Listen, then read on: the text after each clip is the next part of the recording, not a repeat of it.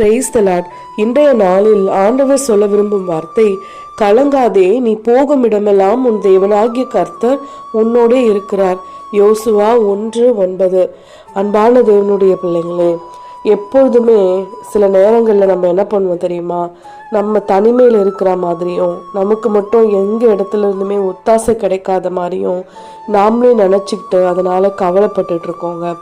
ஆனால் இன்றைக்கு ஆண்டவர் சொல்கிறாரு, நம்ம எங்கெல்லாம் போகிறோமோ அது எப்படிப்பட்ட சூழ்நிலையாக இருந்தாலும் நம்ம நினைப்போம், ஐயோ இந்த இடத்துக்கு தனியாக போகிறோம், என்ன நடக்குமோ அப்படின்ற ஒரு பயமும் கலக்கமும் இருந்துகிட்டே இருக்கல. ஆனால் எந்த இடத்துக்குமே நம்ம தனியாக போகலங்க.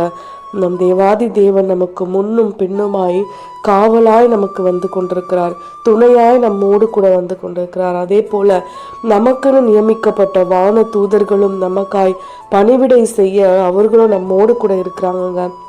அதனால தான் ஏதோ ஒரு இடத்துக்கு நம்ம தெரியாத இடமா இருக்கும், அங்கே பார்த்தீங்கன்னா ஏதோ ஒரு மனுஷன் மூலம் நமக்கு ஒரு ஒத்தாசை கிடைக்கும். அந்த ஒத்தாசையும் நமக்கு தேவன் அனுப்புனது தான். அந்த நேரத்துல எல்லாம் நம்ம புரிஞ்சுக்கணும், நம்ம தனியாக இல்லை, நம்மோடு கூட தேவன் இருக்காரு, நம்மளை அவர் கைவிடவே மாட்டாரு அப்படின்ற தைரியமும் நம்பிக்கையும் எப்போவுமே இருக்கட்டும். நம்ம எப்போவுமே தனிமையாக நிற்கல, தனியாக இல்லை, நம் தேவன் நம்மோடு இருக்கிறார். அதை விசுவாசித்து நன்மைகளை பெற்றுக்கொள்ளலாம். ஆமேன்.